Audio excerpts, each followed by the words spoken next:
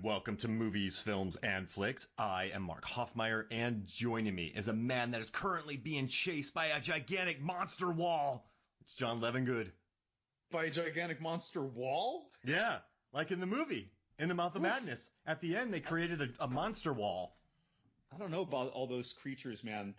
We didn't see them very much, but what we saw was enough for me to be like, I want the story of the things at the end of that hall. Yeah, you know how they do Tales from Jabba's Palace, and they would cover all the monsters, or Tales from the Cantina from A New Hope, and all the monsters got their own chapters? I want this. Because the work by K&B, what Kurtzman, Nicotero, Berger, they created a 20-foot wall. They had 14 people inside of it pushing, and then they had 3 separate puppets. And John Carpenter's favorite was the big raisin-looking thing with a mouth that was coming towards them. That was his favorite of all the monsters. That's the one he liked the most. I thought it was weird that one of them was like a monster that had an extra set of extra large arms that kind of rotated back and forth. Yeah. As it moved. And then there was another one that looked a little bit like those were on pistons, those arms. Huh? Those arms were on pistons, shooting up and back and up and down. It looked like that. They're rotating, yeah. Right? And then there was the one that looked like a shorter mouth tentacled version of Samael from Hellboy. Well, I mean, Del Toro was heavily influenced by Lovecraft, so you could totally see that happening for sure. Right, and then that raisin face thing. I don't know, man. That almost looked like in Poltergeist 2 when Craig T. Nelson literally vomited out the manifested spirit of Cain as a torso with no limbs. Oh, you remember that? Do you know what I'm talking about? It's a brutal scene. Made me think of that thing. Or a California raisin. Or an actual California raisin. And Nicotero was talking about it, so they were all excited to work with him, and it sounded like the big raisin was their least favorite, but it was Carpenter's favorite. At the end of every day, he's like, oh man, that thing.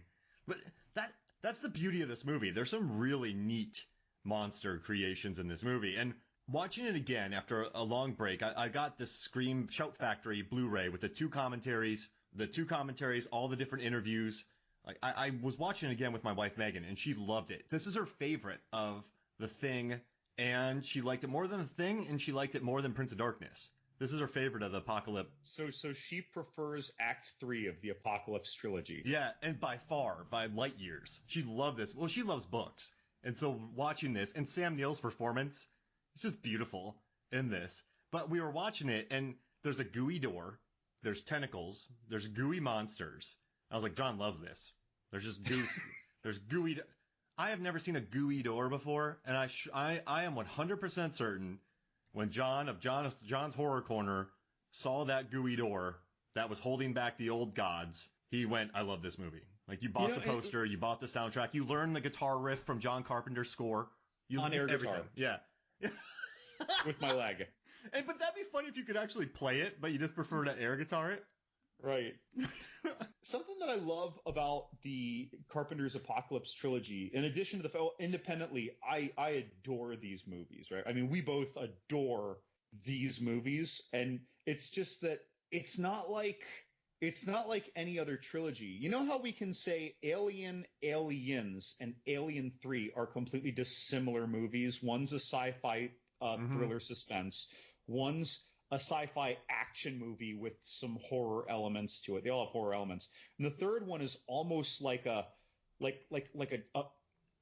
drama, if you will, on that prison planet. And so, but these are dissimilar to me in an even greater way than that, because in this case we don't have any common tie of storyline. There's no continuity to be made outside of fan theory between these movies. You have The Thing, which is a very basic, not basic in a crass way, but a basic monster concept augmented by human psychology, like, right, this what am I trying to think? Survival instinct, paranoia. Right, the atmospheric dread. You got Prince of Darkness, that's higher concept horror, right? That was more intellectualized in its themes, and it was trying to make some, not heavy-handed, but it was trying to it had a theme of theology meets science. and a very different kind of foe. One is an alien foe. This one is kind of a devil-like anti-god foe. And then in this, it's essentially these Lovecraftian elements in this more fantastical horror, right? It's like, and the monstrous concepts are very coupled with Lovecraftian madness. And that's something that we didn't really have in the other movies to any such degree. There was just the madness of distrust and Cabin Fever. There was the madness of being touched by darkness, but you were literally possessed by it in Prince of Darkness. But Cabin Fever, you mean The Thing? Yes. Okay. No, like Cabin Fever, like they have Cabin Fever. Oh, got it. Like they have Cabin Fever. I was like, they're ripping each other's flesh off and falling into lakes? Right. But then, like, I mean, and Mouth of Madness also differs tremendously in its huge use of varied imagery. We do not have varied horror imagery in the other movies. The imagery is always of a particular motif in each of the other movies. In this, it's all sorts, and we're world building. We don't do world building in the other two movies either, except for conceptual in Prince of Darkness. So these movies, and they don't move much. Sorry, John. Like in Thing, they're at the outpost. And then in Prince of Darkness, they start off at USC, but then they go to the church. Very contained. This one's quite sweeping in comparison. Right. This is a road trip. A mythical road trip. Right. Yeah. I'm going to say something controversial, John, and I want to see what you think about it. So I'm on record saying that The Thing is a perfect movie, and I stand by it. Agreed. Wholeheartedly. And I've said that. You've known me for 20 years. I'm with you right there with Back to the Future. Yeah, exactly. The Thing and Back to the Future go together like peas and carrots. Perfect. But if someone walked up to me on the street and said, listen, I'm going to, the only way you're going to get out of here alive is if you watch one of these Carpenter films. I'm taking In the Mouth of Madness first. I don't know why this situation happened, but if I had to just casually watch one of these, In the Mouth of Madness. Really? It's 95 minutes, 90 minutes with credits, short, breezy, fun. It's not, you don't have the unbridled tension and paranoia and stress of The Thing. And as much as I love Prince of Darkness, the cheeky gags take me out of it. And we talked about that at length, which I still like it, but it's still just the cheeky gags. And I mean, I love it, but I don't think the actors are as good in The Thing as they are in The Thing or in The Mouth of Madness. But in this one, I mean, you have Sam Neill putting in career work, right? You have Linda Stiles crushing it. You have DP Gary Keebe with his Panavision camera that John Carpenter loves and the wide-angle lenses knocking that out the park. You have the kind of rock score, like legit. Oh, yeah, during the opening credits, that was so... It actually felt more late 80s with a good soundtrack, like Elm Street 3. Yeah, exactly. And I love that. I just think everything, I love the wide-angle shots of Toronto. They shot in Canada. I love the wide-angle shots that they had. I love the theme of it. I can't get enough of this movie. And so if someone said rank these movies in terms of quality, I'm going to say, which is unfair, but I'm going to say Thing, In the Mouth of Madness, Prince of Darkness. Agreed. But which would you rather watch? I would say In the Mouth of Madness, The Thing, Prince of Darkness. I'd always have The Thing first myself. Wow. I love that movie so much. Yeah, I can watch that any day. You know what I mean, though? When I say, hey, it's perfect on every level. I mean, even the hats are great. But I think Sam Neill, his performance in this movie, and Linda Stiles, but their performances are so knowing. They're not tongue-in-cheek, but they know what they're in on. They're loving it. And it's just, I don't know. And after listening to the commentary, we listened to the new commentary with John Carpenter and Sandy King. And my wife loves Sandy King now because Sandy King is hilarious. She was just ripping on, who's the head of New Line? Bob Shea. And John's like, okay. Mm-hmm. And then she just got ripping on him. But they got that church. That was in the middle of nowhere. That was a real church. That Greek church really existed? In the middle of nowhere in Canada. Oh, in Canada. Yeah. And they went to it. They were supposed to go to this wooden, old rickety church.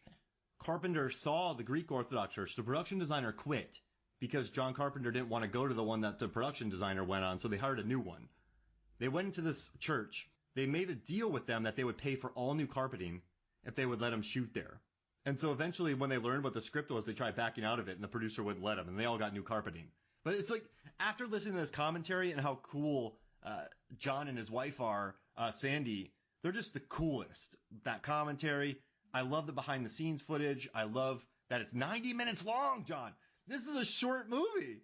Mm-hmm. And there's a lot in it. There's a lot in it. And you know what? It never drags. It never feels short. It never feels too long. I love the gags by KNB. I love listening to the behind-the-scenes interview with Nick Cachero because he says the word gag about 48 times, and that makes me happy because I love a good movie gag. The monsters are very inspired, and it's just a thrilling, there's a guy here with swollen testicles that says, that says you wanted to get out of here. I was going to introduce you as that, John, but I figured it was wrong. I don't know. There's just so much about it where it walks a tonal tightrope much better than Prince of Darkness. But I still love the themes of Prince of Darkness. And it's Prince of Darkness you have to watch close to get the really neat themes that aren't shoved down your throat at all. It rewards a watch, to be patient. This is long-winded, but I love this movie, and I'm glad that we did this trilogy because it reintroduced me to the film. This strikes me as also being part 2 of the Sam Neill Inquisitive trilogy. Jurassic Park and the Mouth of Madness, Event Horizon. Yeah. He plays very similar archetypes in each, bringing in his expertise of something, and then there's either a mystery or a problem that he now has to use his expertise in an unexpected way, and then in one way or another, things go off the rails and get a little crazy and dangerous and some almost world-endable theme. That's really interesting. Yeah, Jurassic Park. Dinosaurs could be released upon the world. He's recruited. In this one, he's recruited to go do the job. And then Event Horizon, they recruit him to go find his ship, the Event Horizon. Mm-hmm. And it all goes horribly awry. Mm-hmm. Wow. That's interesting. That's a good one, John. Yeah, it's very similar characters. While not like... Well, similar in air quotes. Right. Not that anything was like replayed or like someone's playing an Indiana Jones-esque character and something. No, it's not that.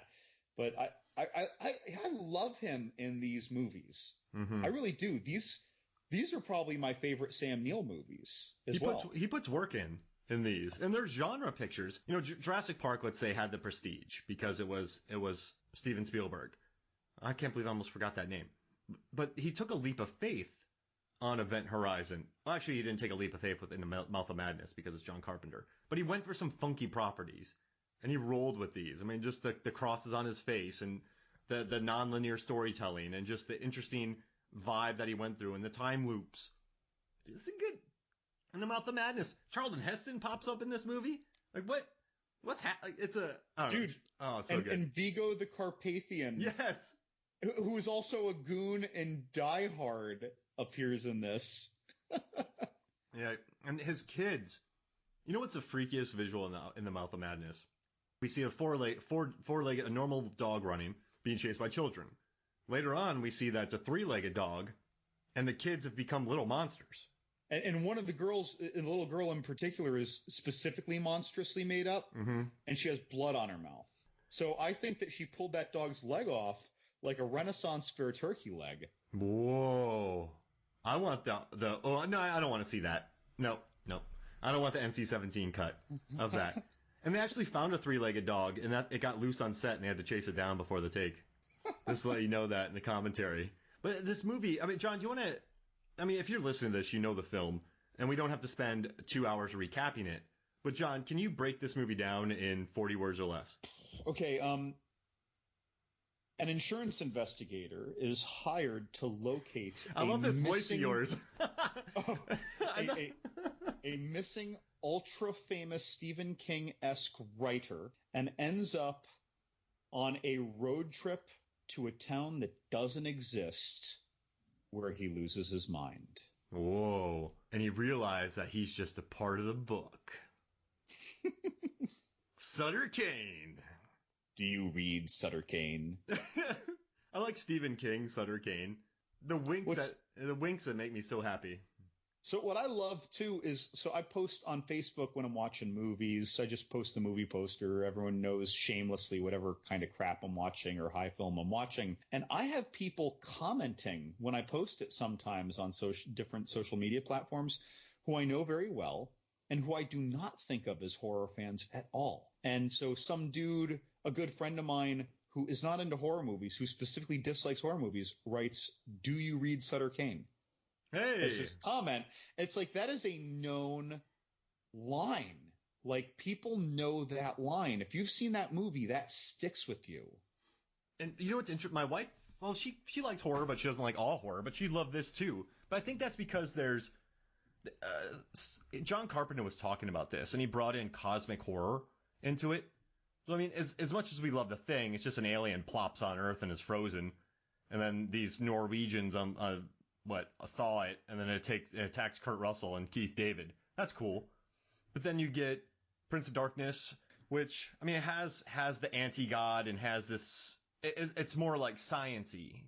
Would you say the explanation of all this? I mean, magic and science combined. But this one's just straight up cosmic sci-fi novel, kind of high. Like, a lot of this film is built around the dialogue. The action scenes are few and far between. I mean, Sam Neill gets thrown through a door. He kicks a guy in the balls. But this is another sort of, it's kind of a trippy cosmic horror film that just has such a unique tone to it, and maybe it speaks to non-horror fans.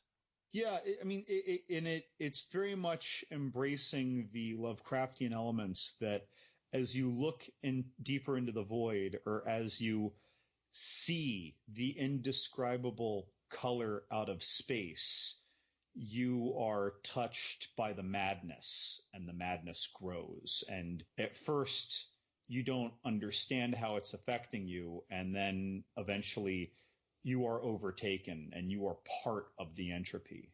And this movie does that very well with, I mean, we see it most linearly with Sam Neill's character Trent, but we also see it with his travel companion. We kind of see, I guess, glimpses of it in the townspeople of Hobbs End. And before he even goes, the fans of Sutter Kane, simply those who have read the words of the void, if you will, in air quotes, not that this is said in the movie, they are drawn into madness. So we see in all directions and in different ways, we see this this pervasive madness spreading. It's infectious. It's like The Thing on a sociological scale. Oh, wow. Yeah, no, that makes sense. I mean, it's yeah, just a worldwide catastrophe. Then they all move inland after eating everybody on the coast. Right. In New England. Yeah, I love that. But no, we're starting with good beer and mass holes and higher education. The monsters take out the green monster. Right. Yeah, no, I love it too. And you know what's interesting for me is this, I don't think this movie ever tries to throw a curveball at you. It's quite clear when they're traveling, this town doesn't exist. And so they kind of get zapped into this town. They see the person on the bike. Then they get into the town. Well, this isn't how the book reads. Oh, don't step there. That's normally there. Then you see the monster. It spells everything out for you quite. It doesn't try to pull wool over your eyes, is what I'm saying. It's a good ride that just, I don't know. It's just, what am I saying, John? What's a better way to explain this? But it forecasts all of its reveals. And it says it in the beginning, too, right? What does she say? She says life is, oh gosh, I have it in my notes. I can't find it. I take notes like a madman. When she's like, what is existence? Like, it's what you make it, and it's when they're in the car, and they're sort of having this conversation about what's real. It's all foreshadowed in the movie. Yeah, and again, they tell us a lot in the movie. You know, we know he ends up in the mental asylum. Yep. We know that already. And once he's put in there, he seems content to stay there. Yeah. So that's very telling. And when again, she mentions that the old lady who runs the inn, or Trent, Sam Neill brings it up, that can't be the woman from the story. That's a sweet little old lady. She wouldn't harm anybody. In the book, she chops up her husband into little bits. Mrs. Pickman. Right, but then she does it. And so all the things, yeah, it forecasts itself well. There are no like holy crap moments. It's just like, oh, that sounds creepy. Oh, there it is. Yeah. And at the ending, you know what's interesting for me is when I finished the thing, I never sat there and thought, which one is it? Who did what? Because it was such a satisfying experience for me. I just said, this is great. I don't care. This is such a fulfilling thing. I didn't want to ruin it by overthinking it. You know, back then, before social media, we hardly even had the inkling to have discussions of, well, which one do you think the writers and director had to be the thing? Is it either of them? Is it none of them? Instead, you finish the movie thinking, oh, dude, and you don't even know which one might be the thing. You're content to be wowed by that. Like, I wonder if one of them is the thing. Yeah. We'll never know. Whereas now everyone's going online like, I think that they meant this. No, I'm pretty sure this was implied and everyone has to have the answer. And it's fun to get the answer. But back then there was, you know, when you watch this movie, well, I didn't watch it in 82 because, you know, I was 1, but I probably saw this movie for the first time when I was 11. And it was a little much for me. At the time, it's so much more mystique. Yeah. About movies, without all these trailers with spoilers already built into them, without reviews all over the place, canvassed everywhere. Mm-hmm. I miss that mystique, but I love where we are now. No, for sure. I mean, we're just moving forward. It has to happen with how connected we are. But I guess for me, with The Thing, I just went, I love it. I don't care. Prince of Darkness, I could care less if that guy was dreaming at the end. I just like the movie. This one, I feel like I understand exactly. John Trent knows what happened. He's a part of the book. He has no control. He's learning the story. And that's it. Like, there's articles out there where I was reading this article, The Ending Explained, and someone wrote... Are you going to upset me right now? Well, no, they're like, they're asking a lot of questions. Oh, at the end of In the Mouth of Madness, we're left with a series of existential questions. The first being whether it's even possible to discuss the film's ending without sounding totally high. No, because I get the joke, but this is just a guy who was written by Sutter Kane, came into creation, brought the book back, the world ended, and then he realized it when watching the movie. I mean, really, Stranger Than Fiction starring Will Ferrell is just a more grounded retelling of In the Mouth of Madness. But yeah, and then they put, to put it mildly, what is and isn't real is left ambiguous.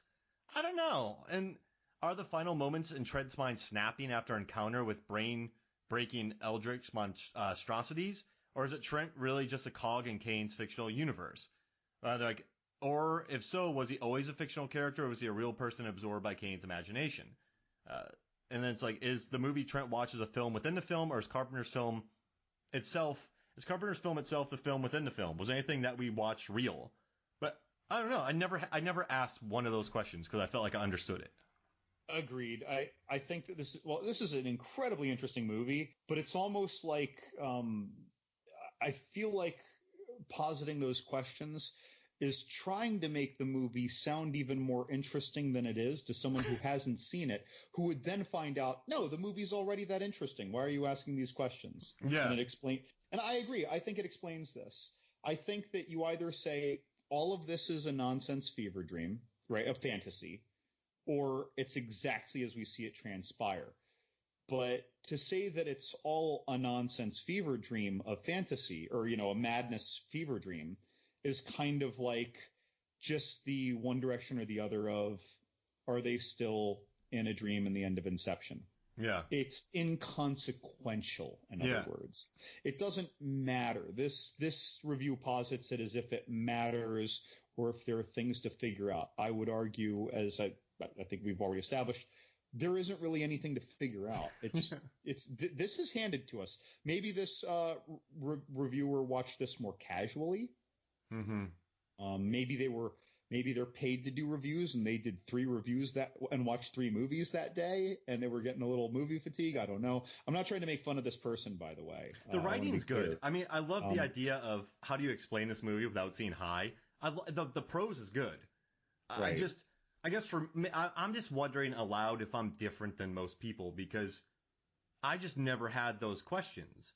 because it always seemed obvious to me. And that's fine. Maybe I'm different, but that's you asked that question after you watched Mandy. Yeah. When you watch Mandy and you're reviewing it, you can say, how do you explain the third act of Mandy without sounding high? And that makes sense to say. Yeah. There are certain movies for which that makes sense to say. So this roaming group of Partridge Family cultists and some Cenobites torture and murder Nicolas Cage's... Some clearly fantastical Cenobites. Yeah, murder Nicolas Cage's girlfriend. He's left to live, then he goes on a massive bathroom scream, gets a bow and arrow from the guy from Commando, a crossbow, goes to the Cenobites' home. Forges a heavy metal axe. Yes! Goes to a meth dealer who has a tiger, then goes to then hunts down the Cenobites and has an epic brawl with them outside of a flaming car, snorts 12 ounces of cocaine, goes to a massive pyramid, has a chainsaw fight, and then kills Partridge leader. You're high. Well, just this, when he fights the Cenobite in the apartment. Yeah. It's that first one wearing the mask. Mm-hmm. See, that to me alone is the most, like, otherworldly part of the whole movie for me. That and him forging this weapon. Yeah. And those, because they took damage that humans can't take. Right. Now, I mean, they were clearly, like, fueled by demons. Even if their bodies are so loaded up on a bad drug, something into their skull and brain would kill them. So there's some form of Cenobite magic. Or at least severely inhibit motor function. Yeah, exactly. What a beautiful film. That's an art film right there. Oh man. I would watch In the Mouth of Madness for Mandy too, because Mandy takes you places. Mandy is it takes a bit of a toll on you, even though it's wonderful. Yeah, it's a physically draining movie, and I adore it. In the Mouth of Madness never physically drains you, though. It's a fun ride. It's a very fun ride. I never felt drained. I think that the combination of Trent's skepticism, his sassiness, his aggressive, or assertive, occasionally even like it's almost laughable. It's like, how can you believe this? Mm-hmm. Like, this is reality. He opens the window. See, there should be a church there, a Byzantine church with 250-foot spires. And then she says, no, that's this window. Like, it's almost, it's meant to draw a couple grins. Yeah. As things are revealed, in addition to being shocking at times. I love how she makes the trip, John. Sorry to interrupt. She makes the trip, and then he wakes up. He's like, oh, you drove all night. This is great. Oh, thanks for getting us here. You found it. She's like, no, you don't understand. I don't know how I found it. He's like, no, that's great. You found it. It's he's such a schmuck. So it's a cross between that skepticism and not the laughs, but the grins that we get from that skepticism and what I will call the high diversity and frequency of different kinds of effects and horror concepts and creatures and supernatural enchantments or whatever, right? We see all these different things going on. So it's very entertaining. It's not like a zombie movie where, this is exciting because this time the zombies came out of this sewage and they're wet, bloated zombies. Poop and these zombies. other zombies, right? These other zombies are, we're all dried up and they're more skeletal. And it's just a different. In this, it's like, no, there's zombies and then there's vampires and there's Frankenstein and there's, it's like it's jumping all over the place. This is probably why kids thought Monster Squad was a blast back in the day, and why I still think that no matter how much a lot of people hate it, Van Helsing is a blast in 2004 because we get all the monsters. Yeah. So we get this diversity of creatures, and they're even presented in different ways. And he's literally someone is peeling reality like a page of paper before we see the hallway wall of monsters. We see an old lady with tentacle breasts hatcheting her husband. We see all these crazy things. Oh God, and when she does her exorcist walk with her twisted head. Yeah. Like, there are all these cool gags going on. The little kid made me think of Cronenberg's The Brood. The Brood. Made the little blonde girl look monstrous. There's so many great, and even just the scene in the very beginning with the Do You Read Sutter Kane, and you see that his pupils are splitting, like he has a pair of slightly fused irises and pupils in each eye. The things are just everywhere. There's so much to take in, but it's not complicated. Mm-mm. And that's a beautiful moment you talked about when the manager comes to kill Trent, because they're at a diner, the camera's focused on them, but it's really deep focus. You can see what's going on in the back. You can see what's going on across the street. So it's the diner, a sidewalk, a 2-lane road, a sidewalk, then stores. And you can see all of it. It's a deep focus shot. And what I love too, my wife Megan went, this is a really deep focus shot. You can see everything. And that's when the guy with the axe starts walking towards Trent. So it's a really well planned out shot by John Carpenter to have this deep background shot, everything in focus, and just having this person walk towards camera without them noticing because they're too busy talking about insurance fraud. It's just Carpenter at its finest, and it's thrilling. Thrilling. I love it. All right, so how about this? Let's take a quick break, and when we come back, I have some funny observations about 1994 horror for you. How's that sound?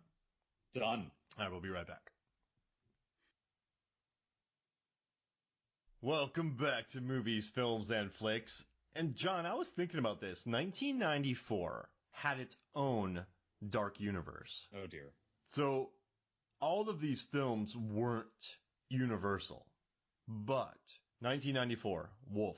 Mm-hmm. Wolf. I always say Wolf. Like W-F.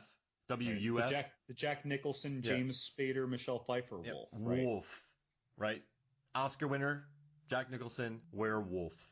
Wait. Can I do the Johnny Carson? And I'm going to hold the card up to my head. Yeah. Was Mary Shelley's Frankenstein 1994? Yeah. De Niro. Okay. De Niro. Yep. As Frankenstein. Right. Now, you can do it. You can do the next one. I know you got it. Wait. Dig Not deep. Bram Stoker, because that was earlier. Dig deep. You love this movie.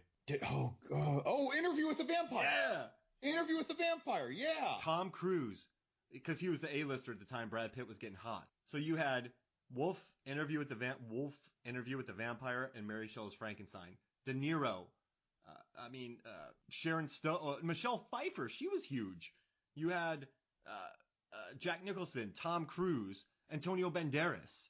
Like these were massive casts. Kirsten Dunst won an Oscar for that. And Helena Bonham Carter too was in that movie. Tom Hulce, Oscar winner. So you had Wolf, Interview with the Vampire, and Mary Shelley's Frankenstein. You had the 1994 Oscar-winning Dark Universe right there.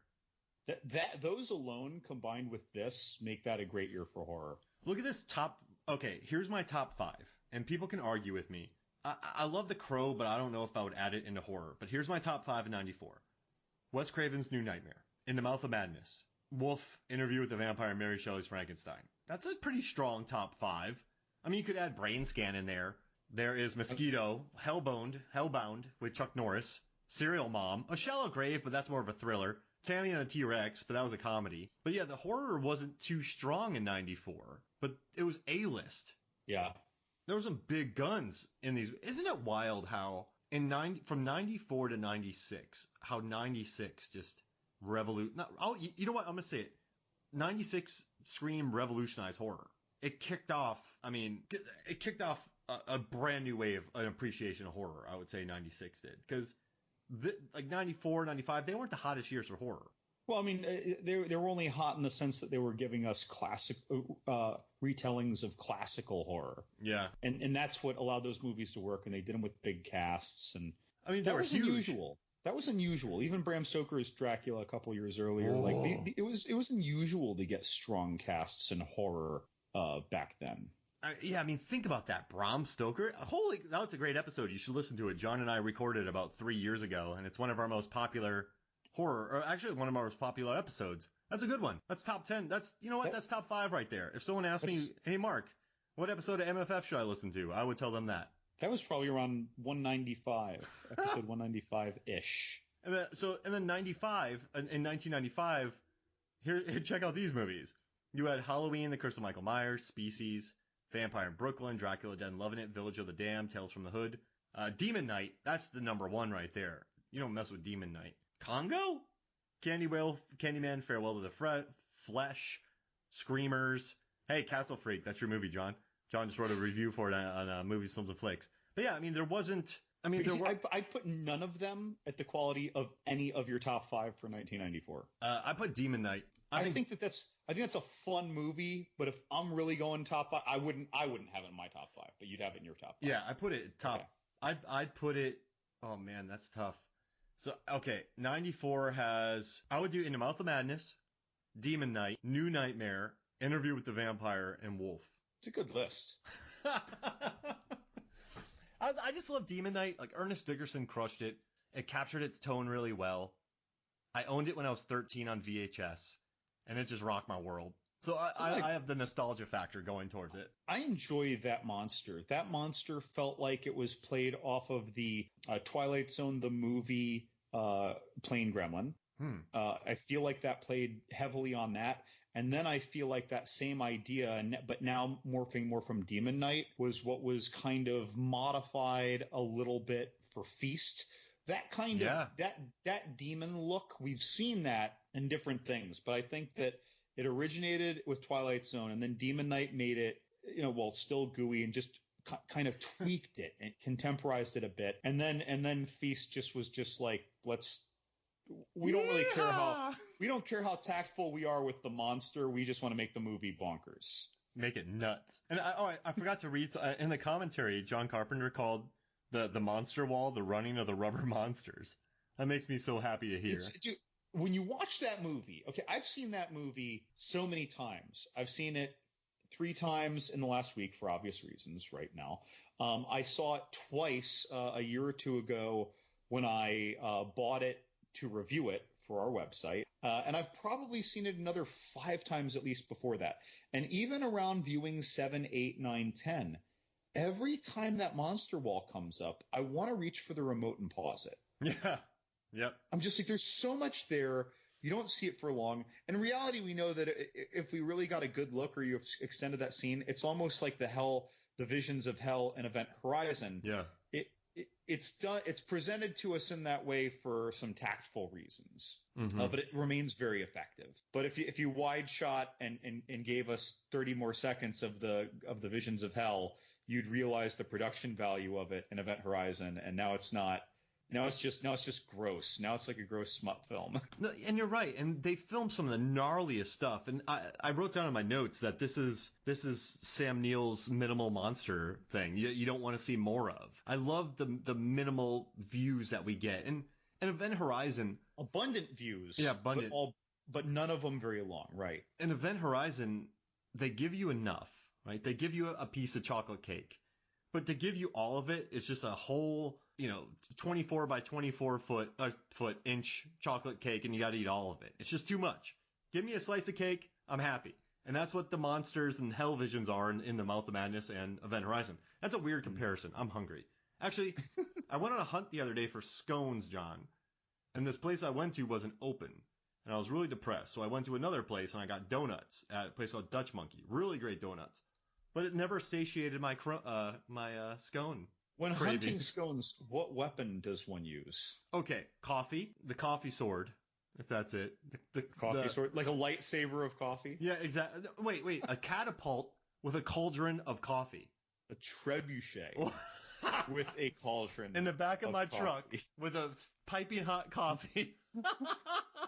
And a one-armed albino orc is going to launch it. And then spit on rocks. No, but, John, I'm so happy that you picked this because it's...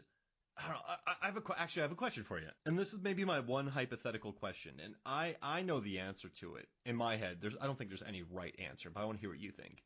When the monsters take over the insane asylum, which was a water treatment plant in Toronto, they murder everybody in it. It seems like the door is what is keeping Trent alive. But when he wakes up, the door is open, and it has Scratch's blood. As Sutter Kane wrote that in the book, he seems to be somewhat protected by Kane, because the monsters never kill him, and his door is open, correct? So my perception of that is that is probably one of the few vague things, right? Actually, now that you bring it up, I wasn't thinking about that as I watched it, but I did have an assumption, and that was more that Trent is one of the evil pawns of Kane's story. Trent likely participated in it, but with his madness, Trent does not realize that he is one of the monsters. It's almost like waking up after you turned into a werewolf covered in blood. Ah. So in this case, he's not covered in blood, but I believe that he was one of the many responsible. But his particular madness, we're seeing the world through his view. Mm-hmm. This is his psychosis. Yeah. And so that's wow. my take on it. But I like yours too. There's an elegance in his protection in Kane's manipulation of the story. Because he read the book, so clearly he's going to become one of them. You read the books, you become one of them. He may already be one of them. Yeah, no, and maybe that's his form, right? And he's being kept safe, and they don't attack him because of that? Well, if he's mad, he might not realize what his form is. We're seeing his view of himself. Yeah, I love it. And that'd be funny to see a monster go into the movie theater at the end and just laughing. It's like he's in the Matrix. He's wearing sunglasses and a trench coat when really he's wearing like a dirty, crusty tank top when he's plugged in some seat on the Nebuchadnezzar, right? I think that we're seeing his I can't remember what they call it, the self-realization or something or other. I think that's what we're seeing in him. And I never was really worried about it because either way, you know that he's part of Sutter Kane's plan, and this book is written, and that's what the plan was. So I never had any existential crisis about why he wasn't murdered, or big questions, or bad questions. You know, sometimes you can watch movies, John, and you can have bad questions. Does that make sense? Like, why is that there? It's not a bad question. Why did he put crosses all over himself in his room when God is never really brought into the equation? God, or protection from God, or attacks on God. We happen to be in a church, but I looked at that as just Sutter Kane's iconography, that he is the God of this world. Yeah. Because the old gods have gotten to him.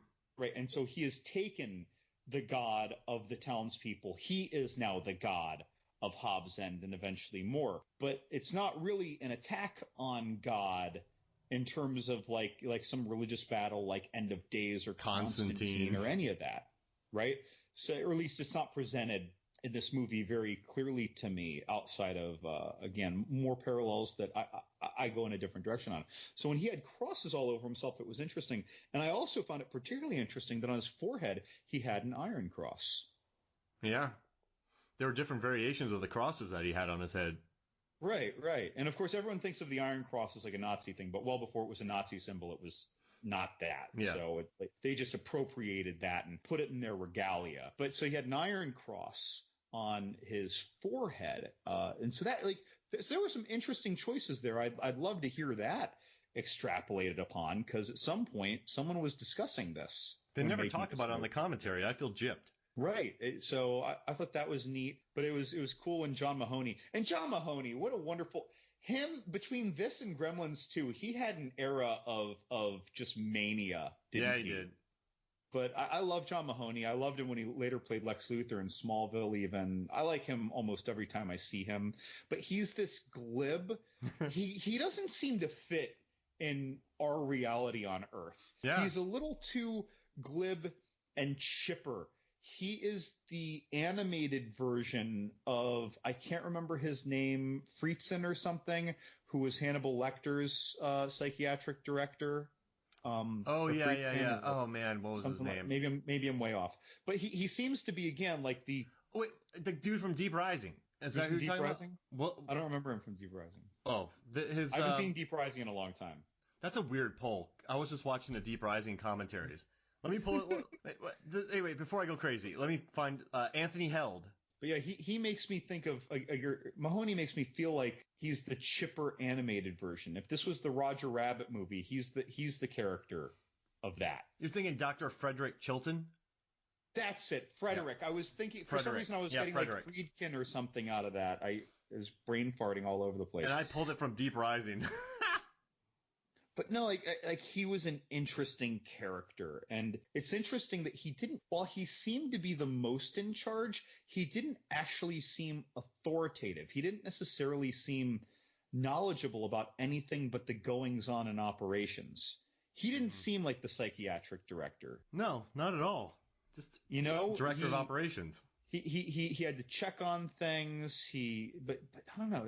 That was an interesting character. That was an interestingly written set of decisions that I appreciated. Him with the music, not line readings so much as cue readings, like the way that his facial expressions were as he reacted to Sam Neill struggling and then kicking the guy in the balls. Like, and this is another movie where John Carpenter had the patience to show that orderly, walking away from his room for about 15 seconds while sort of limping.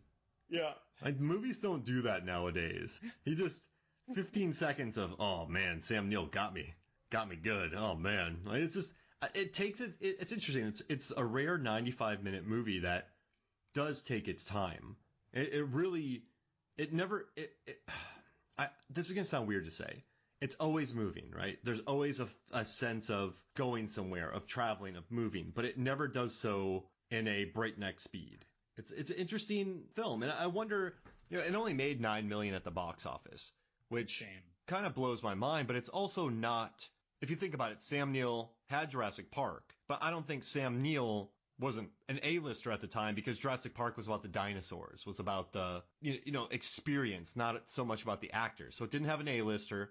Carpenter had some kind of decent hits, but it just seemed like an R-rated, high-profile, high-concept movie. Like, teenagers probably wouldn't have enjoyed this. And probably a lot of adults at the time didn't go see it because if you looked at what the horror films were in 94, they didn't have a good name. I mean, they were kind of dreck. So it had a lot of things keeping people from watching it. And that's why it's a cult classic, because people watched it years later and went, holy crap, this is good. Yeah. So many creatures. So many creatures. I'll bet that if a teenager went to see it, they'd have fun with it for the creatures. But the level of energy is not what they are used to. Yeah. I mean, it's not. But the creatures, man, the little demon, it wasn't just a face on the back of his head. Oh, yeah, that was crazy. Sutter Kane had like a whole demon growing out of the back of him with arms. And when she's kissing him, she's like really like caressing the front of this demon's face. You see his little arms reaching around. The old lady. I love the old lady. And when she turns into a tentacle monster. Oh, that was a miniature. Beautiful. That was so cool. Yeah. And then, you see, I thought that originally on a first viewing, I think that when they reference the tentacled creature in the greenhouse, that's the old lady. But in this case, I'm not sure if it's the old lady further transformed, or if it's just another creature. It's probably just another creature that lives in the greenhouse. And then just the painting. Yeah. The painting and the in lobby was so cool just by itself as a non-creature creature. And when Vigo the Carpathian, I don't remember his character's name, but it's inconsequential. But when our shaggy-haired, clearly Eastern European guy blows his head off, which they don't even show us, but he blows his head off, like, that's a scene that gives gravity to Trent's realization that all of this isn't as fake as he thought. And that's so funny that he kept thinking this was like a small talent of actors that were hired because originally it was so barren. He thinks that they're putting on this huge charade for the multi-millions or tens of millions of dollars of insurance money they would collect for a disappeared Sutter Kane. There's so much going on, and yet, again, I say a broken record. It's so easy to follow. Yeah. You never lose track of it. It's never dishonest. There's no, and even though there's a bit of an unreliable narrator, you still get it. And I'll also, before we get back into it, what do you think was on Sutter Kane's back? That demon. What do you think that was? What did you read that as? So just by coincidence of other movies I've seen, even though the movie I'm about to reference has nothing to do with this visual, I thought of The Dark Half, which is also an Evil Writer movie. 93. Was that Timothy Hutton? Yeah, Timothy Hutton, Stephen King. Yeah, I thought of that. And so then I'm starting to think that maybe Sutter Kane was not always an evil, fantastic entity. Maybe he slowly transformed himself into one, and as people started to believe in the world that he was writing, it created power and an apotheosis, and we are literally seeing the demonification of him, the apotheosis of him. But instead of him becoming a thing, it is him splitting. We're seeing the fracture, the literal fracture of his humanity, albeit turning evil anyway. This pure entropic creature from the void. I see it. That's my take on it. No, yeah. The dark half. It's his dark half. It's his Timothy Hutton half. It's beautiful girls. Of course, in that movie, I think it was just a split personality, but much less menacing. But yeah, that was so cool. I think that might have been a play because the first time I ever saw anything like that, and I've seen it in several movies actually now. Demons did something like that, and so did Phantasm 2, where kind of a creature emerges from someone's back, but not like bursting out of them, but like it was always inside of them. And like, when it comes up, there's a cavity from which it emerged, like that fits it. Yeah. So there was some weird stuff in those movies. I really like that visual though. It's a really cool visual. They even did that in one of the American Horror Stories when it was just the kind of that wizardly like circus runner played by Shane West, not Shane West, something like that. The kid from American Beauty. Okay, yeah. Where on the back of his head he had a little face, and they said that if you got close to it, you could hear it whisper. I think that these concepts actually go back to Japanese mythology. Some of the Oni demons. That's a redundant term, but some of the Oni, which are demons, had things like that. A face literally on the back of their head. Hey. I don't know if that's as far back as it goes. I just know that from like Dungeons and Dragons because it uses a lot of mythology. Nice. There's so many neat things in this movie. So many neat things. And again, that door that almost burst, that door almost seemed biological. Yep, your gooey door. And what about the door that Sam Neill gets thrown through? He gets thrown through a door. And then there's the dimensional door that they tear through like paper. And I mean, I just love when the confessional scene when he tells Sutter that his books suck. He's such a sassy guy, man. It just makes me so happy. It wasn't here before I wrote it. He's a great spaz. Oh yeah, for sure. And then the one punch KO that he lands on Linda. He hated doing that scene. He flaps her many times. I feel like released today, that movie, they wouldn't make the movie that way. So Sam Neill hated filming that. That's the one thing that Carpenter said he hated doing. Because he's like, if you watch it, he never even comes close to popping her. Because he hated doing it so much. Sure. But I'll bet that he also hated getting a shard of glass in his neck when in the mental asylum cell scene. Oh, man. Yeah, I mean, there's some great behind the scenes stories on these. And what's interesting too is he ended up getting Cronenberg's production designers for this movie because they're Canadian. So it's pretty cool that he teamed up with his crew, and he called it a fantasy horror film. And I agree, it's a fantasy horror film filled with some neat visuals. It's a lot of fun. It respects the audience, but it never tries to take you for a ride. I'm glad we talked about it, man. I love this movie. I haven't encountered people that I can recall saying that this isn't good, but at the same time, I don't feel like I hear enough people say that it is. Because I guess it's just not as accessible as people would like, but it's just so good. I mean, I'm glad that might be true. I don't think I ever watched this on a streaming platform. Yeah, IMDb has it 7.2, Rotten Tomatoes 58%. That doesn't make sense to me. I much more agree with IMDb on this. And I think that's where people are at. But when it came out, it only made $8 million in the United States. So let's add inflation, right?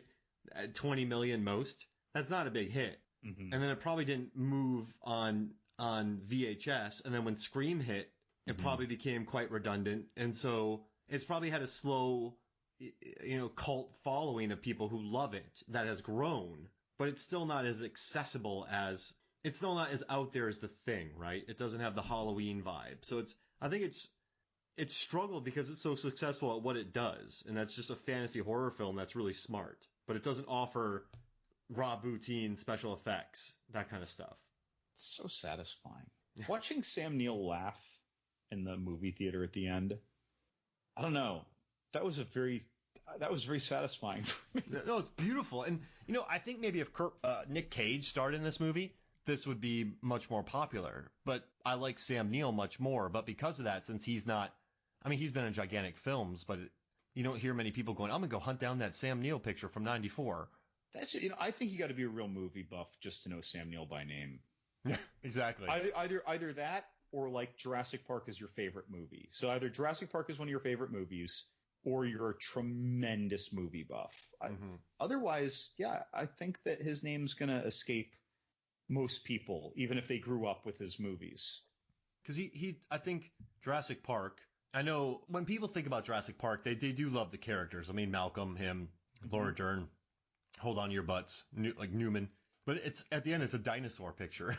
It's a Spielberg picture. It's not Nick Cage in Con Air. It's not Sam Neill in Jurassic Park. But he was in Hunt for the Wilder People. I love that. And a lot of people are probably mad, just like, he was in this, and this. But I think one of the things is just it's a successful movie. It's not like there's no gratuity in it. It doesn't feature a lot of monsters, but still a lot of fun. It's smart. It's well made. The tone is good. And I think it's just, I think it has enough of an audience to warrant this Blu-ray release. It's just not, it needs more love, John. Hopefully we can do that with this. Well, yeah, hopefully we'll get some people out there to buy it. I was telling, my lab mate, Michael, about, our covering this movie, and I was telling him how it was the third of this Apocalypse trilogy. I explained what the Apocalypse trilogy is. And, he's like, you know what, John, you've lent me like 12 movies that I haven't even watched yet. He has 2 very small children, so he doesn't get to watch movies much. He's like, but God, and he hasn't been borrowing any new movies. When I say, like, do you want to borrow this? He's like, no, I got like a stack of them. I got to get to some of these first. He said, you know what, John, like, give me that one. Let me throw that in the stack. Let me throw that in the stack and see if I can get to that when I told him about this one. So, just by me talking about it and how excited I was to record this episode, he wanted to watch it. Watch it. So do it. So we got at least one, Mark. We've already gotten at least one with our enthusiasts. So if you're listening to this, send us a message. And if you watch it for the first time, let us know what you think about it. We want to know that we influence people to watch this picture. So please do that. But John, thank you for joining me. This was fun. This is a blast. Any excuse to watch John Carpenter films. You don't have to twist my arm very hard. And definitely don't twist a dog's arm too hard, because we see what happens when that happens in a movie. Like that poor dog. Medieval times. I'm telling you, that dog got Ren-fared. Turkey leg. Oh, that girl ate his leg. Its leg. Recently. Ugh. Like, she might have dropped it right before the camera hit her. Oof. It might have been in her hand, out of frame. Oh, man. She might have killed one of the townspeople with it. She might have just bludgeoned them to death. She kills Vigo with it. With their own dog's leg. Poor Vigo just gets beaten with it. That dog just hopping around. Well, thank you for joining me, John. This was great. All right. So for me, Mark Hoffmeyer, and for John Levengood, this is Movies, Films, and Flicks. We'll see you next week.